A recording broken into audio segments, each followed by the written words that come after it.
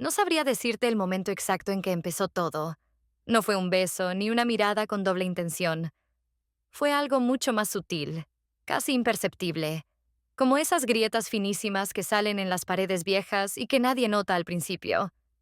Pero están ahí, creciendo en silencio, y cuando por fin las ves, ya es demasiado tarde. Todo comenzó un jueves caluroso de octubre. Estábamos en la casa de campo de Mike en la Toscana, una de esas construcciones antiguas con muros gruesos, suelos que crujen y ventanas grandes que prometen brisa pero entregan bochorno. El plan, como siempre, era desconectar un poco del mundo, alejarnos de la ciudad, respirar aire puro. Él lo organizó todo con semanas de antelación. Reservó vuelos, hizo listas de compras, incluso se trajo sus zapatos de senderismo. Lo que no mencionó fue que Kostya, su hijo del primer matrimonio, también estaría allí. Y no por casualidad. Lo invitó a propósito. Hace años que no conviven. Me dijo, como si eso fuera excusa suficiente para meterlo en una casa con nosotros por 10 días. Kostya había crecido. Lo recordaba delgado, casi tímido, siempre con los auriculares puestos. Ahora era distinto. Más alto, más tranquilo aún. Con esa clase de presencia que no hace ruido pero llena el espacio, llegó con un cuaderno de bocetos, una mochila gastada y un portafolio de madera que apenas soltó al saludar. Me dio un beso en la mejilla, corto, seco, y me dijo, hola, sin apretar demasiado los labios.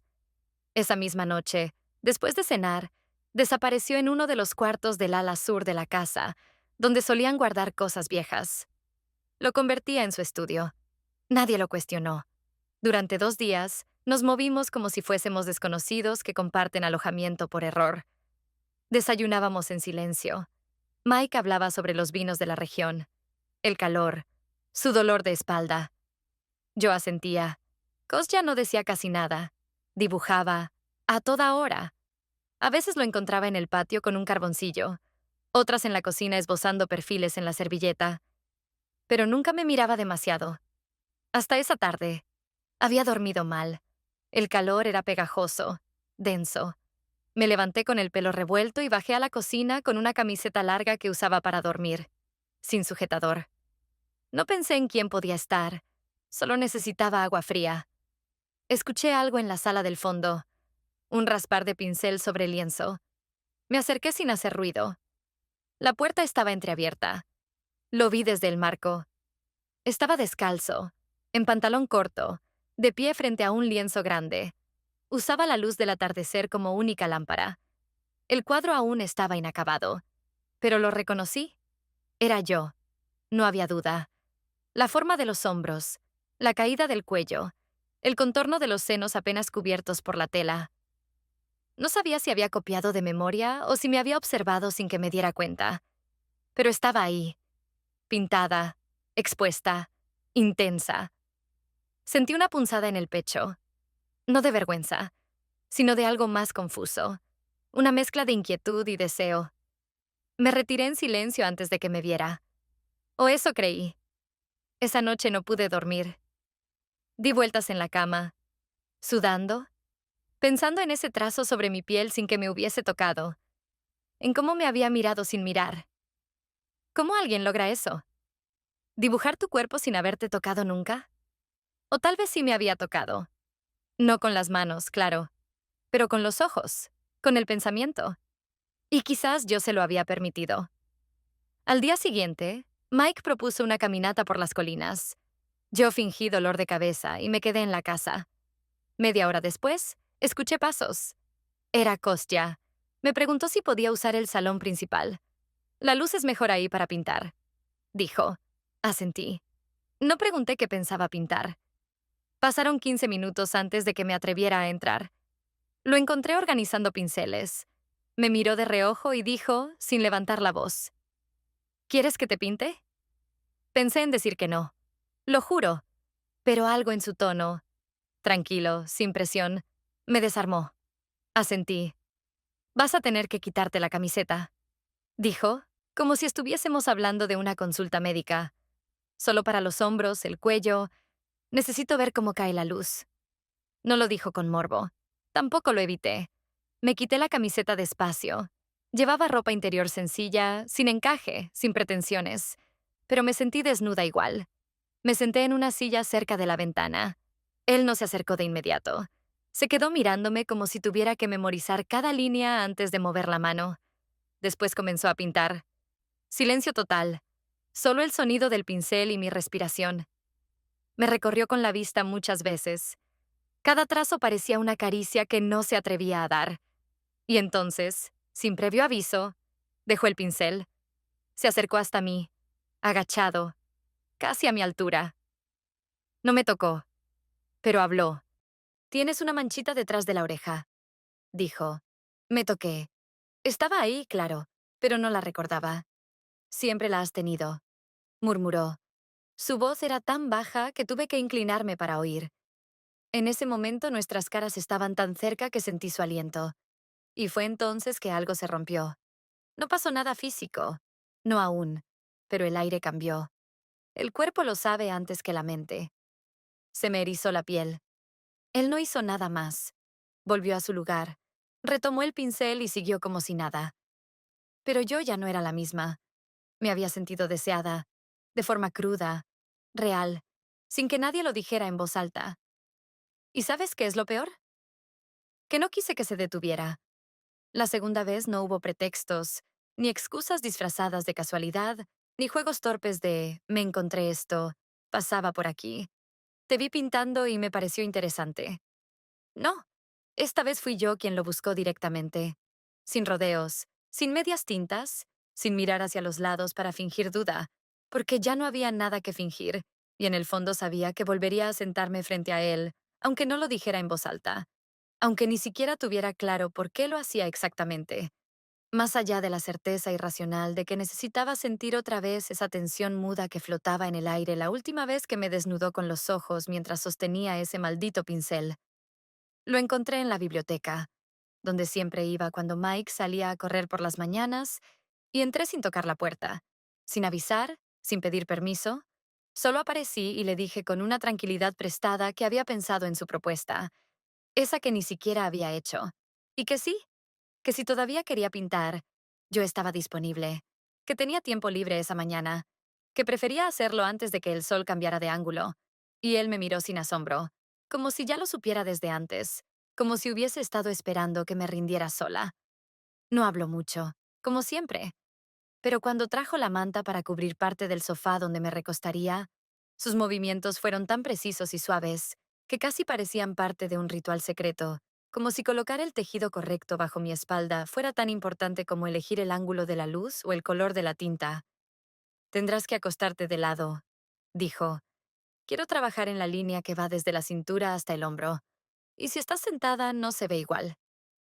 Asentí sin palabras, y me acomodé en silencio, dejando caer la tela de mi bata lo justo para que el costado quedara al descubierto, desde el inicio del cuello hasta la curva de la cadera, sin preguntar si era suficiente, sin preguntar si era demasiado, porque ya nada parecía demasiado a esa altura.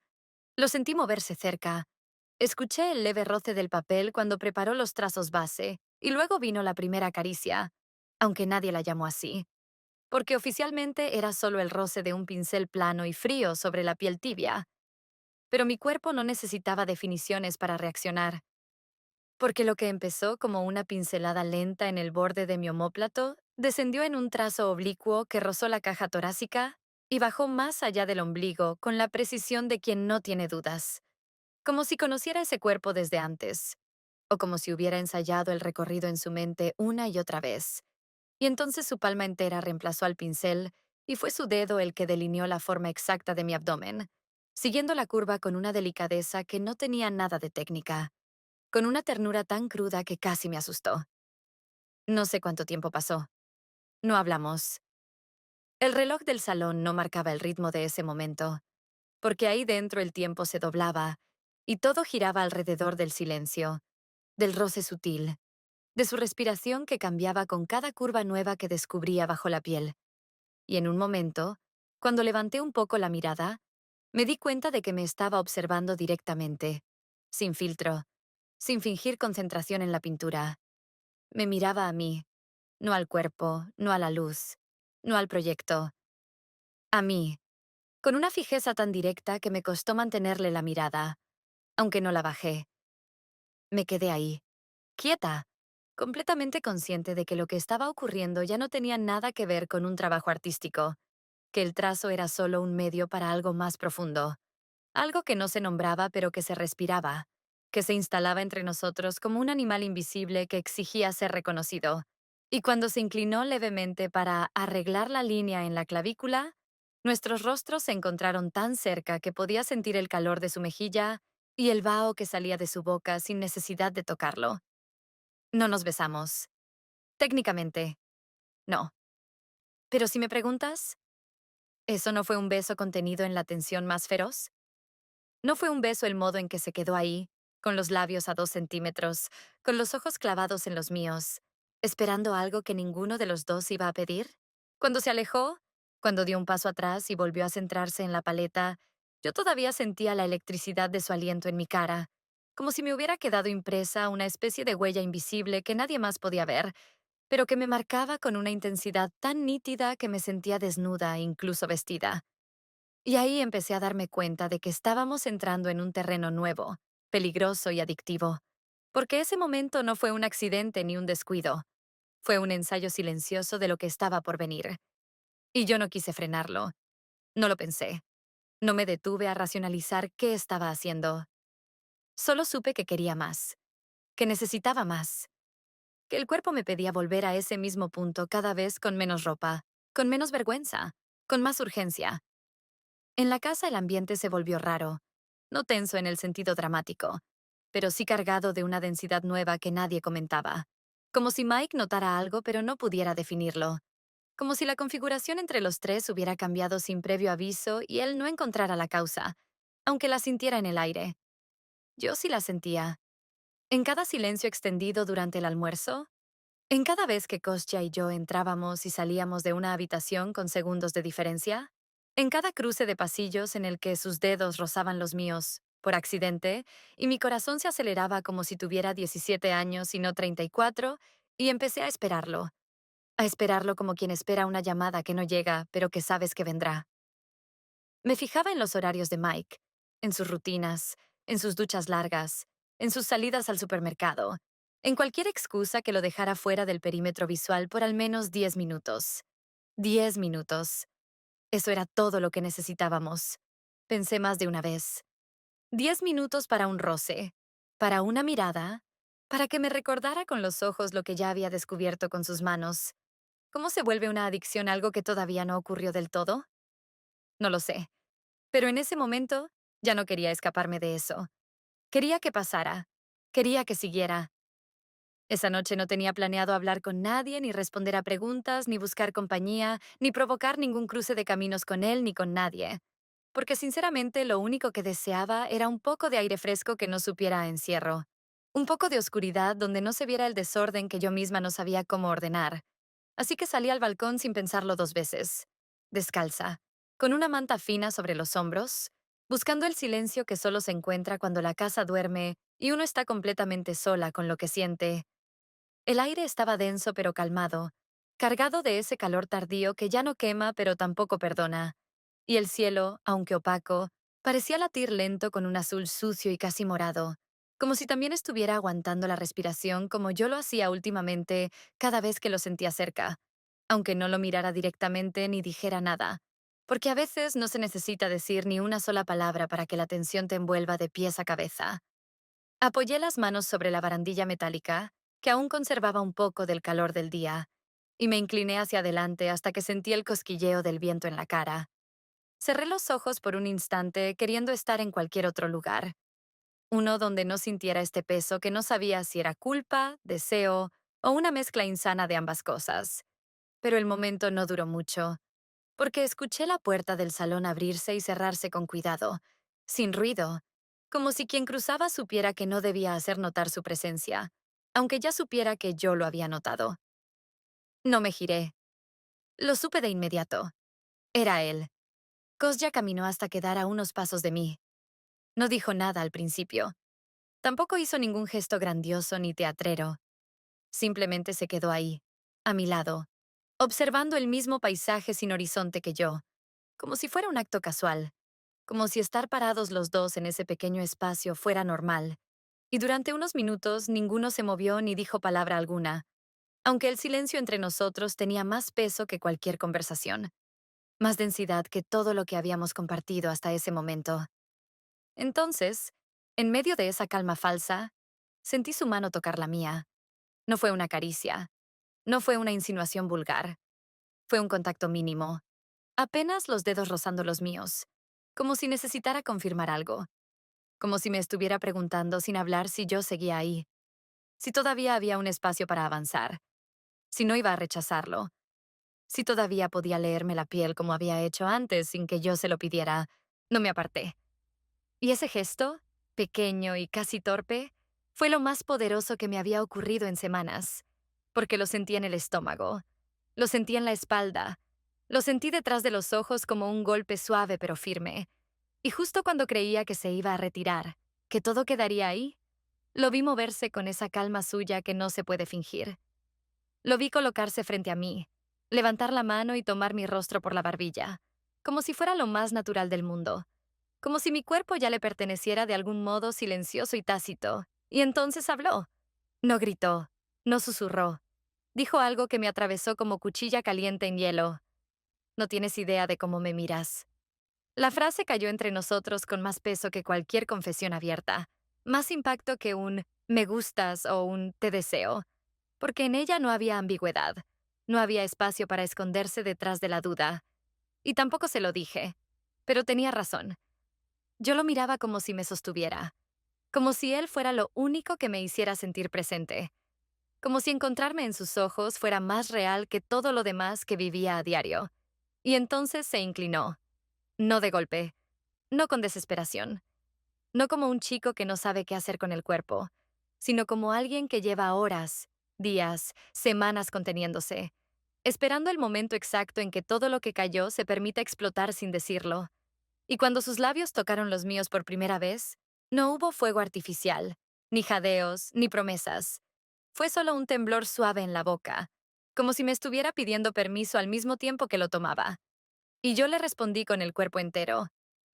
Ese primer beso fue lento, casi frágil, como si estuviéramos recordando cómo se hace, como si cada milímetro de contacto fuese medido, cuidadoso, vulnerable. Pero no duró mucho esa delicadeza porque en algún momento algo cambió. Algo se rompió adentro, y los labios se volvieron más urgentes, más firmes. Las respiraciones se entrecortaron. Los cuerpos se acercaron tanto que el borde de mi manta cayó al suelo sin que ninguno lo notara. Y cuando sentí su mano en la base de mi espalda, supe que había cruzado un umbral que ya no podía desandar. Nos besamos como si tuviéramos hambre, como si el tiempo no existiera, como si el mundo fuera solo eso. Su boca en la mía, su cuerpo frente al mío, su mano en mi cuello, mi mano en su camiseta. Y por un instante me olvidé de todo, del nombre de mi esposo, del techo sobre nuestras cabezas, del riesgo, del mañana, del juicio moral que vendría inevitablemente después. Y luego me separé. No fue por arrepentimiento, no fue por vergüenza, no fue por miedo al qué dirán. Me separé porque necesitaba mirarlo, porque necesitaba grabarme su rostro en ese momento, con la respiración agitada y los ojos aún clavados en mí, con las mejillas rojas y la boca húmeda. Necesitaba hacer pausa y sostener esa imagen para siempre, para no dudar de que había ocurrido, de que lo que habíamos contenido finalmente había estallado. Lo miré a los ojos por varios segundos y sentí que se me llenaban de algo que no sabía si era tristeza, alivio o puro vértigo. Y sin saber por qué lo dije, sin calcularlo, dejé que saliera de mí como un suspiro herido. Acabas de romperlo todo, pero no estoy enojada. Y él no dijo nada. No se acercó de nuevo. No intentó besarme otra vez. No me pidió explicaciones. No me tocó. Solo me sostuvo la mirada unos segundos más. Bajó la vista, dio medio paso atrás y se fue caminando despacio por el pasillo hacia su cuarto sin mirar atrás, sin cerrar fuerte la puerta, sin despedirse, sin huir, pero también sin quedarse. Y eso, su partida tan tranquila, tan segura, tan sin dramatismos, me estremeció más que el beso mismo, porque entendí algo que no quería admitir. La mañana comenzó con el tipo de silencio que se instala sin pedir permiso. Ese que no es incómodo ni tenso, pero que carga algo invisible, como una niebla espesa que no deja ver bien las cosas, aunque uno ya sepa lo que hay al otro lado. Y mientras preparaba café con movimientos mecánicos y trataba de escuchar los comentarios de Mike sobre una reunión con unos socios italianos en el centro de la ciudad, supe que ese día sería distinto, porque él ya había tomado la decisión de marcharse por 24 horas, y no lo decía como una excusa ni como un acto de rutina. Lo decía con un tono práctico, liviano, sin ninguna intención oculta, pero yo lo sentí como una grieta que se abría bajo mis pies y que al mismo tiempo me daba un raro respiro. Mike salió poco después del mediodía, con camisa clara, gafas de sol y un portafolio delgado bajo el brazo, y se despidió con un beso en la frente, suave, habitual, tan familiar que no me produjo ninguna reacción concreta más allá de una contracción mínima en el estómago, como si mi cuerpo intuyera que ese gesto rutinario sería el último de su tipo por mucho tiempo. El portazo sonó con una calma devastadora, y entonces quedamos solos, él y yo, en una casa enorme que ahora parecía más pequeña, más cerrada, como si las paredes se hubieran acercado un poco para obligarnos a enfrentarnos a todo lo que habíamos estado evitando. Y sin necesidad de mirarnos ni hablar, sabíamos que el día entero estaba cargado de un reloj invisible que hacía tic-tac sobre nuestras cabezas, empujando hacia una dirección que ya no se podía desandar. Durante la tarde nos evitamos, cada uno refugiado en una habitación distinta, como si necesitáramos que el deseo madurara un poco más antes de mostrarse. Y ni siquiera cruzamos palabras básicas como ¿quieres algo? O ¿te sirvo café? Nada de eso ocurrió porque ya no había espacio para pequeños gestos. Solo había espera y tensión. Una cuerda invisible que se estiraba centímetro a centímetro sin romperse. Y aunque no nos viéramos, sentía sus pasos en el piso superior, el crujido del entablado, la pausa frente a la ventana, y todo eso bastaba para saber que también me escuchaba, también me leía. Al caer la noche, el cielo se tiñó de un azul profundo y el aire se volvió más denso, más íntimo, como si la oscuridad viniera a sellar el trato tácito entre los dos. Y sin que me diera ninguna palabra ni acuerdo, él puso música desde su teléfono, una melodía lenta, sin letra, de esas que no interrumpen pero tampoco pasan desapercibidas. Y yo, como si esa fuera la señal que estaba esperando, salí de mi cuarto vestida con un vestido de lino claro, suelto, que apenas rozaba mis rodillas y dejaba los hombros descubiertos. No era un vestido provocador, no era un disfraz, era solo mi forma de no esconderme más. Lo encontré en la sala, sentado en la butaca junto a la chimenea apagada, con una copa de vino tinto en la mano, y al verme se limitó a señalar la mesa donde había servido otra copa para mí, como si ya lo tuviera previsto, como si el día entero hubiera sido una sola escena largamente ensayada. Y yo caminé despacio, sintiendo cada paso como si pesara más que el anterior. Me senté frente a él, tomé la copa y bebí un trago largo para intentar aplacar el temblor interno que me subía por la columna como una corriente tibia. Pasaron minutos en los que no hicimos más que mirarnos sin tensión, sin urgencia, solo miradas sostenidas, pausadas, como si estuviéramos confirmando que seguíamos ahí, que lo no dicho era más elocuente que cualquier palabra, y cuando la canción cambió y comenzó una melodía aún más lenta, él se levantó sin apuro. Se acercó hasta donde yo estaba sentada, se colocó detrás de mí y con una suavidad que me hizo cerrar los ojos instintivamente, apartó mi cabello del hombro derecho, y su mano, firme y silenciosa, se posó sobre mi clavícula como si necesitara medir el pulso que ahí se desbordaba. No dije nada, no me moví, no fingí sorpresa. Solo dejé que ese contacto hablara por mí, porque esa mano decía más que cualquier frase ensayada. Y cuando su otra mano se deslizó por la curva de mi cuello hasta la base de la nuca, sentí que ya no había ninguna puerta cerrada entre nosotros, que todo estaba abierto, disponible, dispuesto. Se inclinó apenas y besó la piel descubierta, primero en el hombro, luego en la base del cuello, y luego más arriba, con una lentitud milimétrica, como si recorriera un mapa que ya conocía pero quería volver a descubrir. Y cuando sus labios llegaron finalmente a los míos, no hubo sobresalto, no hubo ruptura. Fue una continuidad natural, un encaje perfecto, una respuesta inevitable. Y nos quedamos ahí, unidos por la boca, sin prisas, sin palabras, respirando el mismo aire, compartiendo la misma temperatura, como si el tiempo se hubiera diluido. Nos levantamos sin romper ese vínculo invisible y nos dirigimos a la habitación de invitados, no por esconder lo que estaba pasando, sino porque necesitábamos un espacio nuevo, uno que no estuviera contaminado por la rutina, un lugar donde nada hubiera pasado antes, un lugar donde lo que iba a suceder pudiera existir sin comparaciones, sin interrupciones, sin juicios. Nos tumbamos sobre la cama sin hablar, sin dirigirnos instrucciones, solo dejándonos guiar por los gestos, por el ritmo natural que nace cuando el deseo ha sido contenido por demasiado tiempo, y cada movimiento fue lento y cuidadoso, pero cargado de intensidad. Cada pausa era una mirada, cada caricia era una forma de pedir permiso y también de decir gracias. Y cuando me miró a los ojos y me preguntó con voz apenas audible si quería que se detuviera, supe que no había vuelta atrás. Es tarde para eso. Respondí sin pensar, con una voz que no reconocí como mía, pero que me salió del pecho con una claridad absoluta. Lo que ocurrió después no necesita ser descrito con detalle, porque no fue un acto físico únicamente, fue una entrega completa.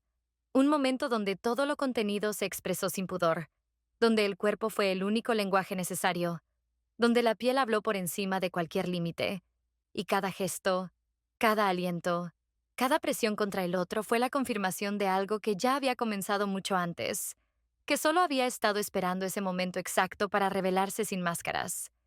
Y cuando todo terminó, cuando quedamos tendidos uno al lado del otro en silencio, con las respiraciones aún desacompasadas y la noche cerrada sobre nosotros, no sentí culpa ni alivio, no sentí victoria ni derrota, sentí, simplemente, que lo que tenía que pasar había pasado. Nunca imaginé que la verdad podía mostrarse sin palabras, sin gritos, sin que alguien dijera, sé lo que hiciste o cómo pudiste, porque siempre pensamos que la revelación viene envuelta en drama, en discusiones interminables o en lágrimas rotas. Pero lo cierto es que a veces el golpe más certero llega desde el silencio, desde un objeto pequeño, desde algo que no debería estar ahí y que sin embargo lo cambia todo. Como esa pequeña memoria USB que encontré por casualidad en el segundo cajón del escritorio de invitados. Ese donde guardábamos cosas que no usábamos. Cables sueltos, libretas vacías, lápices sin punta. Y que de pronto me devolvió la mirada como si fuera un ojo que me venía observando desde hacía más tiempo del que yo podía imaginar. Fue en la tarde siguiente, cuando la casa había vuelto a su estado habitual de rutina adormecida, cuando Mike ya había regresado con la misma sonrisa práctica de siempre, cuando los días volvían a parecer normales, y sin embargo nada lo era, porque yo ya no me sentía parte de ese decorado, y cada rincón parecía contener un eco de lo que habíamos hecho, de lo que habíamos sentido, de lo que ya no podía ocultarse ni siquiera bajo la apariencia de lo cotidiano. Estaba buscando un bolígrafo, algo simple, nada importante, y al abrir el cajón la vi. Una pequeña unidad negra, sin etiqueta, sin marca, como si su anonimato fuera parte del mensaje. Y algo dentro de mí, quizá el instinto o la culpa o una mezcla torcida de ambos, me impulsó a tomarla y a conectar el dispositivo a la laptop sin pensarlo demasiado, como quien se lanza a la piscina sabiendo que el agua va a doler pero que ya no puede seguir en la orilla. Lo que vi me dejó paralizada. No era una carpeta llena de documentos, ni fotos, ni notas personales. Era una serie de archivos de video, todos etiquetados por fecha, grabados en resolución baja, sin audio, con el ángulo fijo y ligeramente distorsionado típico de una cámara de seguridad antigua. Y el primero que abrí mostraba el pasillo frente a la habitación de huéspedes, yo entrando en silencio, él siguiéndome un minuto después, y la puerta cerrándose detrás, sin prisas, sin tensión, como si cada movimiento ya hubiese sido ensayado. Pasé al siguiente archivo, luego a otro. Todos tenían algo en común.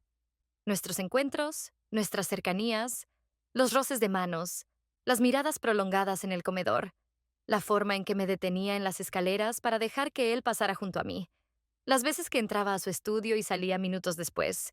Toda esa coreografía de lo no dicho, de lo escondido, estaba registrada, archivada, documentada sin que yo lo supiera, como si alguien hubiera estado observando desde la distancia con la paciencia de quien espera que la verdad se revele por sí sola. Apagué la laptop con el corazón en la garganta, no por miedo a que alguien más lo descubriera, sino por la conciencia brutal de que ya había sido visto. de que yo había sido retratada con cada gesto y cada silencio, de que lo que pensé que era mío, íntimo, secreto, había sido observado, archivado y de alguna forma manipulado. Busqué a Kostya. Lo encontré en la galería, pintando, como si todo siguiera igual, como si no llevara encima el peso de ese archivo, como si no hubiese estado vigilando algo que debería haber respetado como sagrado. Y cuando le pregunté qué era esa memoria, él no fingió sorpresa, ni siquiera intentó justificarla. Simplemente dijo que al principio solo eran cámaras de seguridad normales, que estaban instaladas desde antes para proteger la casa, que Mike las había mandado poner hace años y que cuando empezó a ver las grabaciones, cuando notó los momentos en que yo me detenía, las veces que lo buscaba sin decirlo, las miradas que duraban más de lo permitido, no pudo dejar de mirar. Era como ver un cuadro formándose en vivo. Dijo, y no pude no seguirlo. No supe qué responder, porque una parte de mí entendía la pulsión, el impulso de observar lo que se desea, pero otra parte no podía dejar de sentir que algo se había roto, que nuestra conexión ya no era libre ni inocente, que había estado ocurriendo bajo la mirada constante de alguien que no solo participaba, sino que también controlaba, como si en lugar de vivirlo conmigo, lo hubiera estado dirigiendo desde detrás de un cristal. Esa noche Mike volvió más temprano de lo esperado. Dijo que la cena en el centro había sido cancelada, que el cliente había tenido un problema familiar, y mientras hablaba con ese tono liviano que usaba cuando las cosas no le afectaban demasiado, noté que me observaba distinto, no con sospecha directa, sino con una atención excesiva, como si midiera la distancia entre mis palabras y mi cuerpo, como si buscara la grieta que lo ayudara a entender por qué todo parecía igual, pero se sentía completamente distinto. No dijo nada. Y eso fue lo que más me inquietó, porque conocía a Mike, y su silencio nunca era neutro. Siempre escondía una lectura cuidadosa, una estrategia, una acumulación, y cuando esa noche entré a la habitación, exhausta de sostener lo insostenible, encontré sobre la almohada una pequeña caja de cartón gris, sin marca, sin moño, sin nota, solo cerrada con una tira de papel blanco. La abrí. Adentro estaba uno de mis conjuntos de ropa interior más delicados, el mismo que pensé que había perdido semanas atrás, cuidadosamente doblado junto a la memoria USB que yo había visto esa misma tarde, y una hoja pequeña escrita con su letra, firme, sin rasgos de enojo, sin tachones, con una frase simple que aún hoy no puedo leer sin sentir que algo se derrumba. Eres libre, pero perdiste más de lo que crees. Me senté en la cama con la caja aún en las manos, sin saber si debía llorar o correr o gritar, porque ese momento no parecía real. Parecía demasiado limpio, demasiado ordenado, como si él ya lo hubiese planeado, como si todo lo que sentía lo hubiera comprimido en esa frase que me arrojaba como un espejo frío frente al cual no podía esconderme. Y en ese instante me pregunté si en realidad yo había sido la que traicionó, si Mike había sido una víctima ingenua o si todo esto había sido permitido por él de forma silenciosa. Si acaso Kostya me había estado usando para crear algo que solo existía en su mente. Si todo lo que yo había sentido había sido compartido o simplemente observado, manipulado, registrado. Fui a buscar a Kostya, no por reproche ni por drama, sino porque necesitaba que alguien me dijera la verdad sin adornos, porque no soportaba la idea de que todo lo vivido fuera solo una interpretación unilateral. Pero cuando lo encontré en el pasillo, ni siquiera me dejó hablar. Apenas me miró, bajó la vista y pasó de largo sin detenerse, sin tocarme, sin decir una palabra, y entendí que algo más había cambiado. Porque esta vez, por primera vez, él fue quien se alejó primero. Nunca pensé que la última conversación con Mike sería tan breve, tan precisa, tan limpia de emociones visibles, porque uno espera que cuando se cierra una vida en común haya palabras grandes, gestos teatrales, algo de drama o al menos una queja o un reproche. Pero lo que hubo entre nosotros fue un documento perfectamente impreso, colocado sobre la mesa de la cocina con la misma delicadeza con la que se deja un sobre con dinero para la niñera, y una frase dicha sin temblor en la voz, sin rabia en los ojos, sin pausa en el aire. Ya lo firmé. Puedes tomarte el tiempo que necesites para leerlo. No lloré.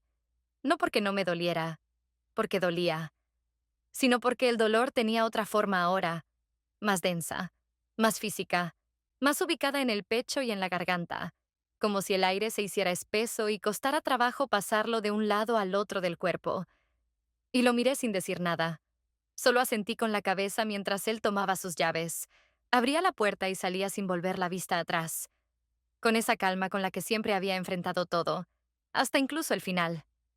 No hubo discusiones, no hubo escenas, no hubo culpa derramada sobre la mesa ni preguntas sobre por qué, ni cuándo, ni con quién, porque él ya lo sabía todo, o al menos lo suficiente para no necesitar detalles. Y eso fue tal vez lo que más me rompió, que me dejara ir sin intentar detenerme, sin pedir una explicación, sin siquiera hacerme sentir peor de lo que ya me sentía, como si de alguna manera supiera que esto no era una guerra que podía ganar. Kostya se fue 2 días después. No hubo despedida formal, ni conversaciones larguísimas, ni momentos de cierre, solo una nota escrita en una hoja arrancada de su libreta, apoyada sobre el respaldo de la silla donde solía dibujar. A veces mirar es lo único que nos queda cuando tocar deja de ser posible. Junto a la nota dejó el cuaderno entero, el que había cargado durante toda la estadía, ese que siempre creí que era solo para bocetos sueltos o ideas vagas, pero que resultó ser un registro obsesivo y exacto de cada gesto mío, de cada sombra sobre mi piel, de cada línea de mi cuerpo trazada una y otra vez como si intentara capturar no una imagen, sino una esencia. Lo abrí con manos temblorosas, no por miedo, sino por esa mezcla de pudor y curiosidad que uno siente al saberse expuesta ante los ojos de otro. Y pasé página tras página viendo rostros, perfiles, siluetas, movimientos congelados en carboncillo y tinta. Y al llegar al final me detuve ante el último dibujo, el único sin fondo, sin contexto, sin adornos, solo mi cuerpo tendido de lado, desnudo, sin marcas, sin símbolos, sin ropa ni escenario, solo yo, tal como era, tal como él me había visto por última vez, sin defensas. Después de que se fue, la casa quedó envuelta en un silencio que no era vacío, sino más bien espeso, como si las paredes guardaran los secretos con la misma complicidad con la que los habían presenciado.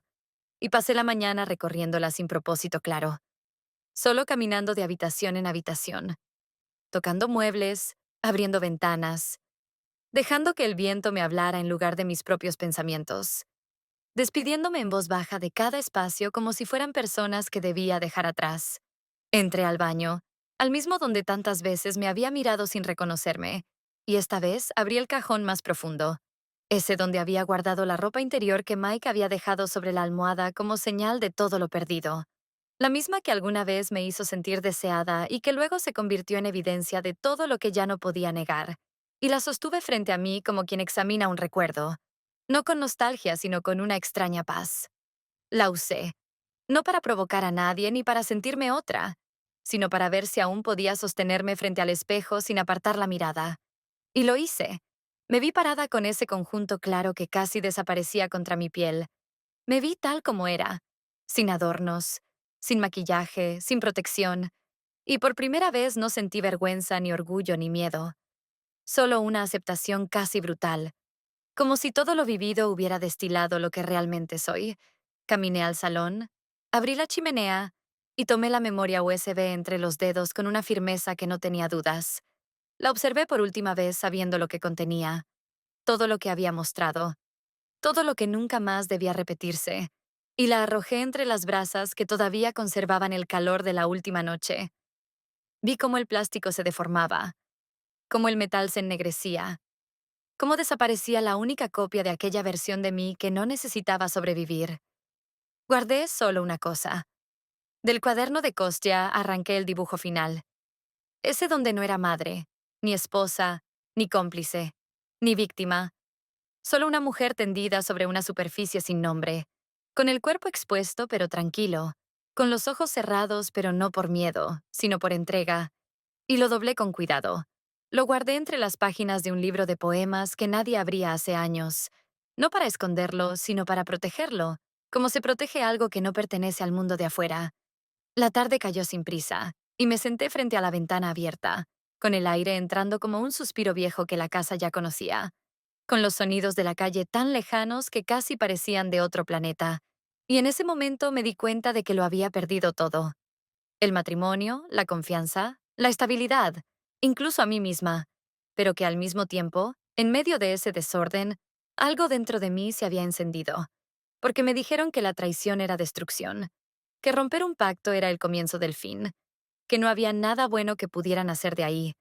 Pero nadie me dijo que a veces romper lo establecido es la única forma de escucharse, que a veces traicionarte a ti misma es más doloroso que traicionar a otro, que el verdadero infierno no está en lo que haces, sino en todo lo que aguantas por no hacerlo.